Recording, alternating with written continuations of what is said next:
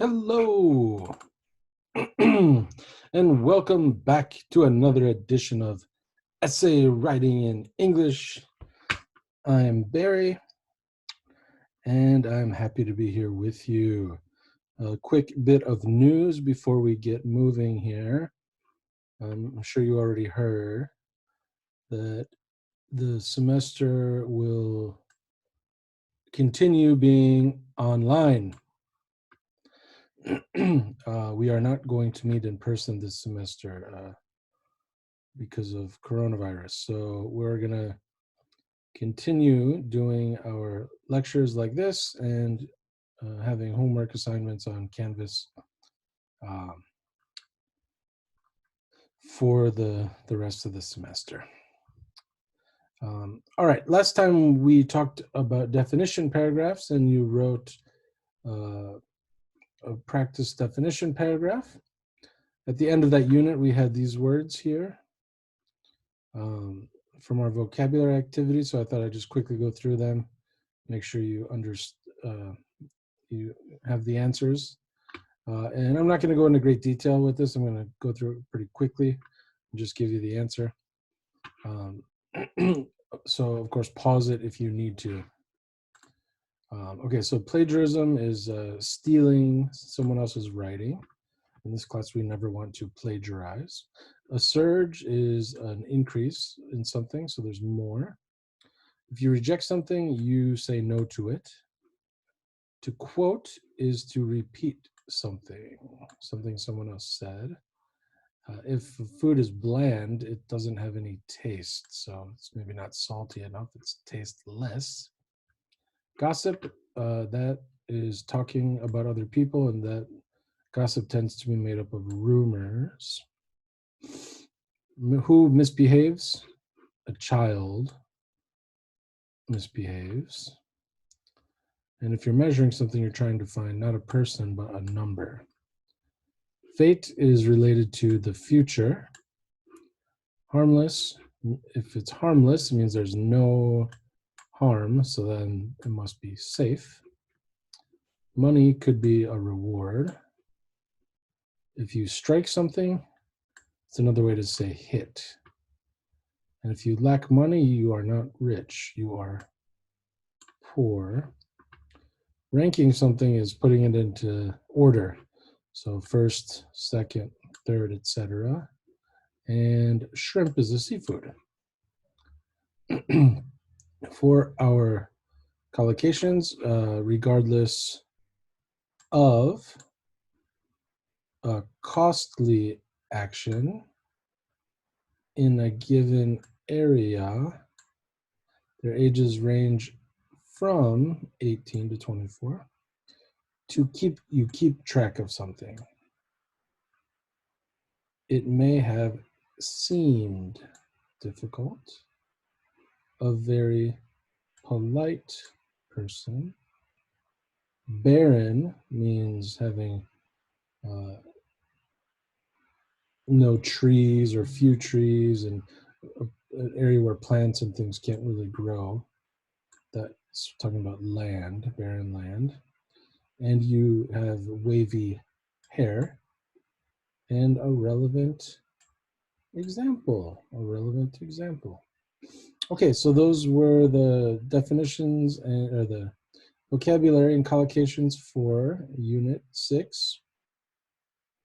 And today we're doing Unit 7, which is process analysis paragraphs, which sounds very fancy and sounds maybe even a little bit difficult, but this is just a fancy way of saying that you're going to describe doing things in a certain order, or how to do something, or how something works. And you can imagine if you're going to explain how a sequence or a process, or it could be using time to talk about when certain things happened. And of course, if we're going to talk about time, we need to use time words. And then we have an end. Something happens in the end. A specific result happens in the end. All right, so let's study one of these together, and then we'll answer a few questions. And this one is a little bit long. I think I might leave this one for you guys to do. And I'm going to come down here and do this one instead. All right. So applying to an American university. So this would be for students who want to attend university in the US, and it's going to talk about the process, how you do it. What steps do you need to take to apply to an American university? So let's see here. We have, although the process for applying to an American university is not complicated, it is important to follow each step. So we have steps. The first step is to choose several schools that you are interested in attending. Next, this is a good word for this, write to these schools to ask for information, catalogs, and applications. Now we'll give a little detail here. You may also want to visit the school's websites. After you have researched several schools, narrow your list to between 3 and 5 schools. Then mail all the required forms and documents only to your final list of 3 to 5 schools. If the school of your choice requires you to take a standardized test, such as the SAT, ACT, or TOEFL, be sure to do so early.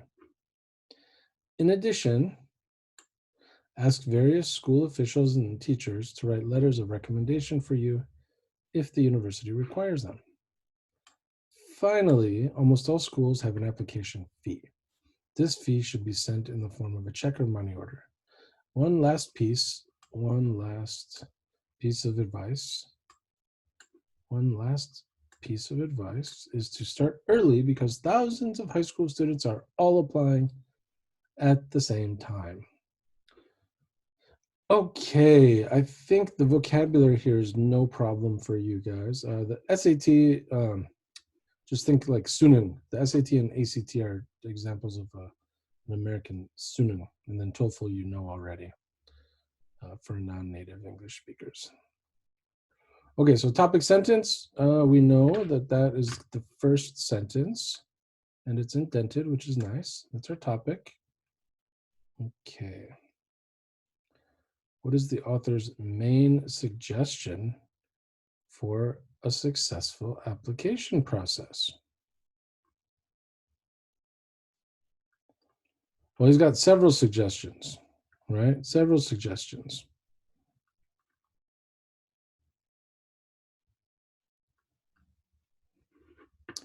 So let's just look at all of them. So you start with a few schools and then get some information and then research and then choose 3 to 5, and then mail your information, your application, take your test, pay the fee, get letters of recommendation. So all of these things. I would say his main suggestion is probably this here, to start early. Start early. All of these things you have to do, right? If you want to apply to a school, you're going to have to do each one of these steps. But everything will be easier for you if you start early. So usually we think about the most important or the main thing being first, but sometimes they'll slip it in last. And that's what the author did here. Makes it a little bit more powerful when he puts it at the end. And then number 3, does it explain the difference between these 3 tests? No, it does not. Why not? Well, it's not really important, right? We're focusing on the process of applying. So if someone is reading this and is interested in applying to universities, they already know this stuff. So explaining this is just going to take away from our main idea, and it's unnecessary. So that's why they didn't explain that. Okay, according to the information, how many steps are there? Okay, how many steps are there? So he said first, so that's 1. Next, that's 2. 1, 2. This one you may also, that's extra information about 2, so that's not a step. This would be 3. After you do all that, narrow your list, okay, and then 4, mail required forms. This if here, this is giving extra information, so that's not a step.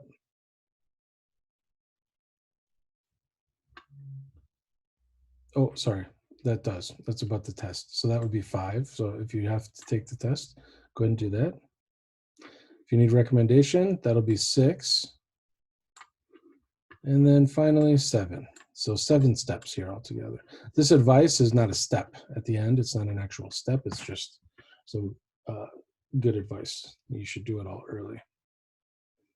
Okay, so 7 steps there.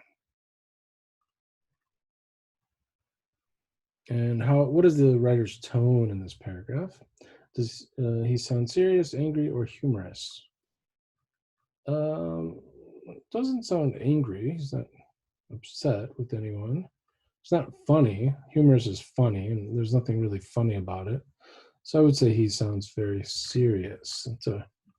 Applying to university is a serious thing, so it makes sense that he would sound serious.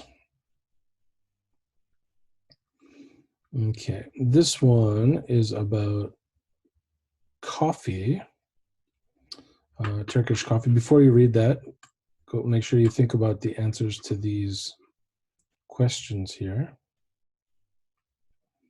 And this is going to explain a process of how to make Turkish coffee. And after you read that, you can go ahead and answer the questions. There are 5 steps, so list them here. The first one's done for you.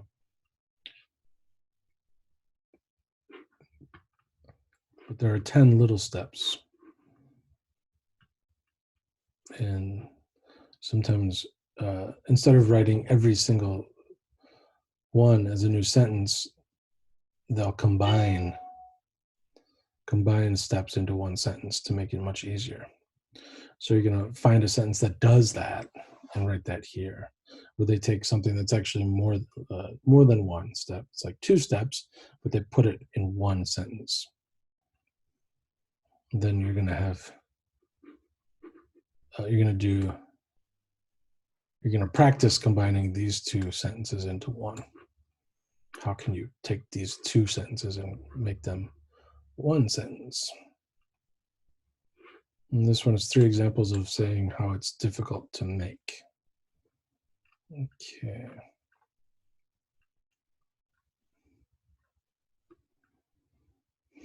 All right, there's a little note here about using index cards. Those are just the little white rectangles that students often use when giving a presentation to write your speech on, or you can use them, you can write notes on them to help arrange your ideas. I used to do that when I was a student.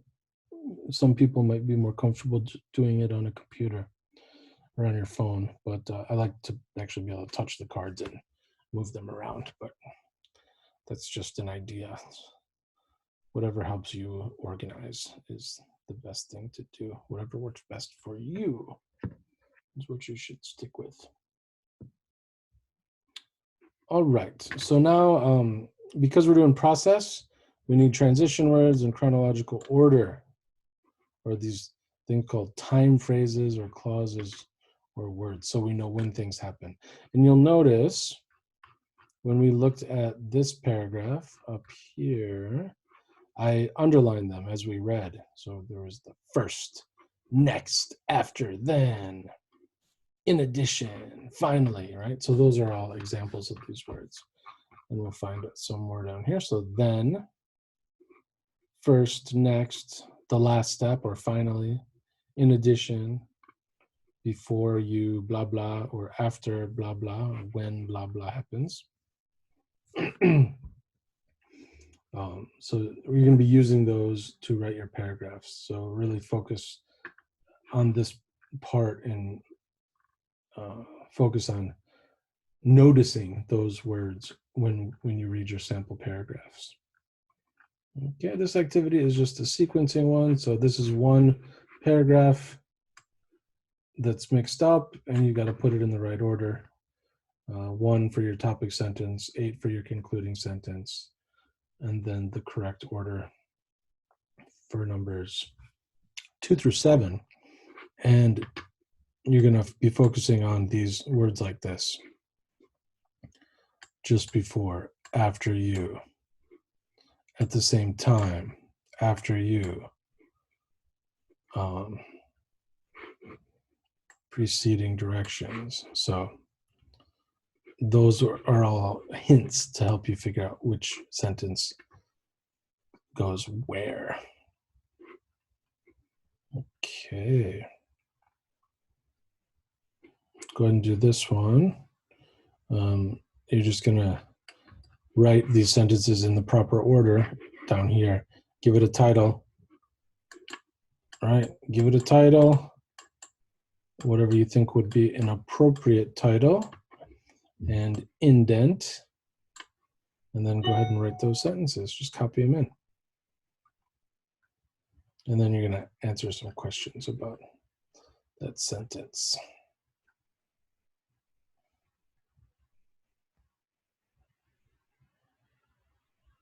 This is a good note here about technical terms. And if you're not sure how much detail you should give about something, you should ask yourself this question: how much do the readers know about my subject? If they don't know much, you might have to explain a technical term.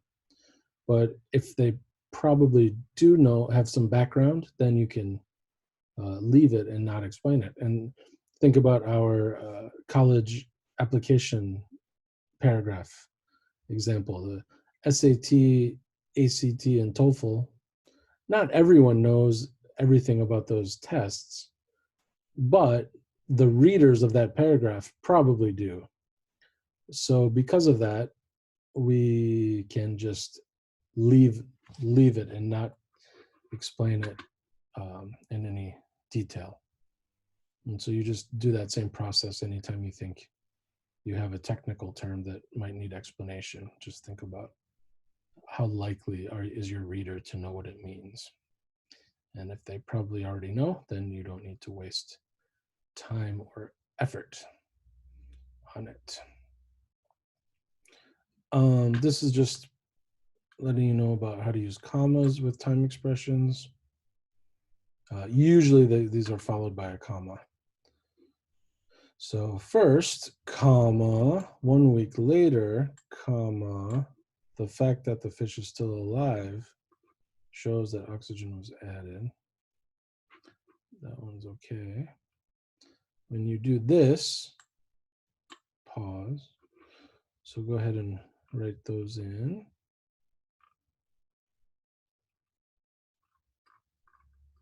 And then also put them in the correct order, 1 to 10. Then do the same thing down here, title,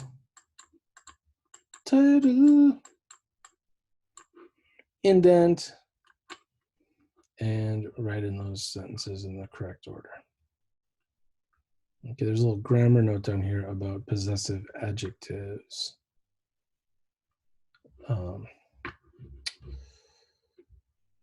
You just want to focus on agreement here. So one of the parent penguins keeps the egg on one of their feet. Because one is singular, you can't use their for that. So one of the parent penguins keeps on its feet. If you had they here, then you could use their, like they keep the egg on their feet. But because of this one, gotta make sure to use its. Okay, then we have our vocab. So a beverage is something that you drink. I'll give you a free one there.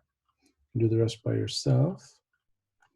And I'll do one for you here. To blank ready.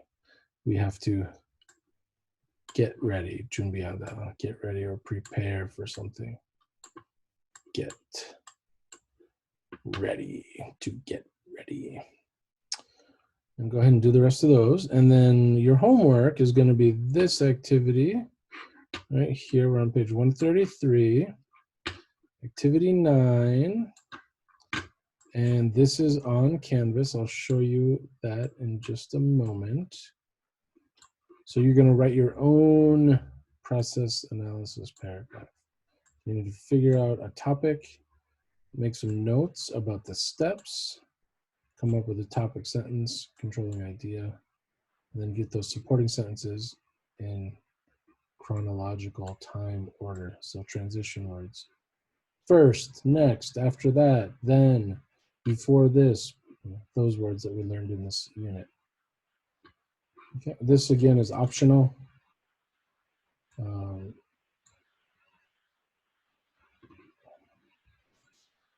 second. This one is, I should say, this one, oops, I lost my pen. This one is optional. If you can use some of those words, great. And if you do, underline them. But if you can't, don't worry about it. That, I don't know what that is. And this just, if you need more help, you can go to these pages to get extra help. I'm going to show you real quick on Canvas where your homework is, where you can do this activity, where you can write this activity. Let me change my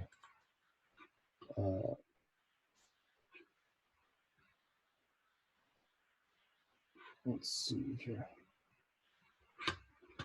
1 second.